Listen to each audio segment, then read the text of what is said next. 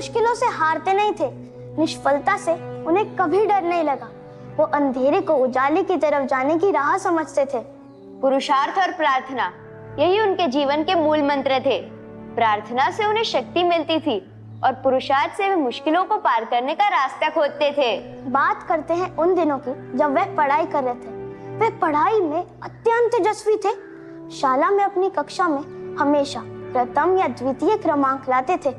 मन लगाकर पढ़ना और पाठशाला में सिखाए जाने वाले पाठों को घर आकर दोहराना, ये उनका नियम था।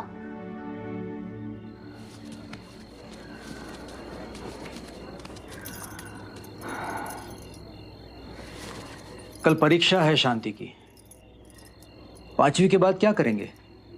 हमारे गांव की पाठशाला तो 5वीं तक ही है। कोई ना कोई रास्ता निकलेगा। शांति। हाँ माँ। परीक्षा से डर तो नहीं लगता ना? भगवान को याद करके पूरी तैयारी की है और उन्हें ही याद करके परीक्षा भी दे दूंगा। फिर डर किस बात का माँ? अच्छा, अब तू सो जा। ठीक है माँ।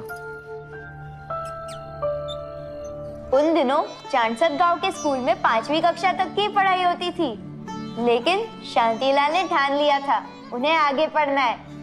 शांतिलाल को पता चला कि पास के गांव दरापरा के स्कूल में 6ठी कक्षा है।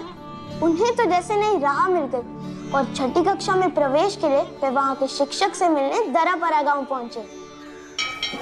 नमस्ते नमस्ते बेटा। नमस्ते नमस्ते प्रवीण। नमस्ते मास्टर जी।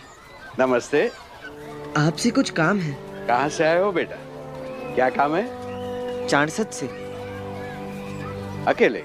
हाँ, मुझे 6ठी कक्षा में प्रवेश लेना है। हमारे गांव के स्कूल में 5वीं तक की ही पढ़ाई होती है। 6ठी कक्षा की व्यवस्था तो है यहाँ स्कूल में, पर दरापरा में इतने विद्यार्थी ही नहीं है।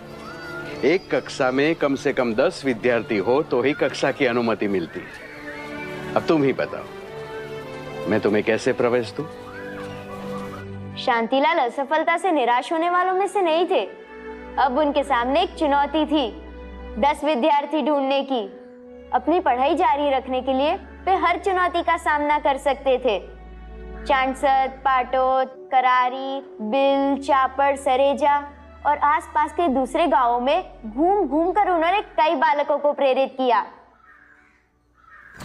काका, क्या है? अपने बच्चों को मेरे साथ पढ़ने भेजेंगे? नहीं नहीं, तुम ही पढ़ो, मुझे नहीं पढ़ाना है।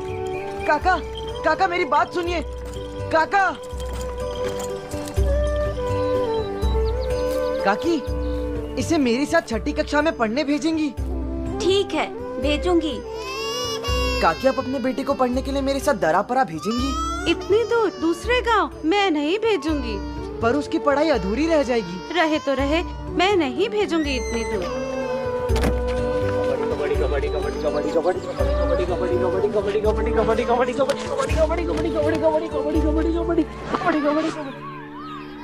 सुनो, तुम में से मेरे साथ कोई 6ठी कक्षा में पढ़ने आएगा? तुम 5वीं तक पढ़े हो? हाँ। आगे पढ़ोगे? पढ़ना तो चाहता हूँ, पर पढ़ेंगे कहाँ? और इसी तरह गांव-गांव जाकर शांतिलाल ने अपने पुरुषार्थ से 10-12 विद्यार्थियों को तैयार कर लिया और पहुंच गए दरापरा की उसी पाठशाला में, उसी शिक्षक से मिलने। मास्टर जी, हम सब मिलकर 12 विद्यार्थी हैं 6ठी कक्षा के लिए। अब तो शुरू हो सकती है ना 6ठी कक्षा? किस गांव का है बेटा? चांदसद। और तू? पाटोद। तू किस गांव का है? सरेजा। और तू बेटा? चांदसद। और तू? बिल। तू किस गांव का है? चापड़। और तू? करारी। और तू बेटा? सरसौड़ी। बेटा शांतिलाल, इतनी सी उम्र में इतना दृढ़ निश्चय, ऐसा प्रयास।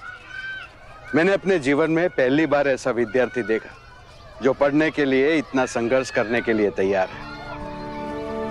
तूने 12 विद्यार्थी तो जमा कर लिए, पर बेटा नियम ऐसा है कि एक कक्षा में कम से कम एक विद्यार्थी दरापरा गांव का, और तेरे सहित इन सभी विद्यार्थियों में कोई भी यहाँ का नहीं है। माफ करना बेटा, मैं 6ठी कक्षा शुरू नहीं कर सकता। इतनी कोशिशों के बाद भी स्कूल में प्रवेश नहीं मिला और शांतिलाल निराश नहीं हुए। निराश होना उनके स्वभाव में ही नहीं था।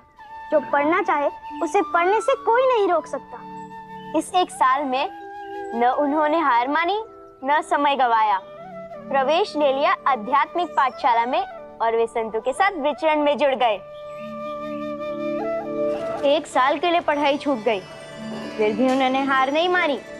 एक वर्ष के बाद चांसद से 6 किलोमीटर दूर पादरा की इसी अंग्रेजी पाठशाला में शांतिलाल को दाखिला मिल गया और फिर से उसी लगन के साथ वे पढ़ाई में जुट गए। निष्फलता में नई राह ढूंढना ये जीवन भर उनका स्वभाव था। ये वो क्लासरूम है जहाँ कभी शांतिलाल पढ़ते थे और ये वही तीसरी बेंच जहाँ वे बैठते थे।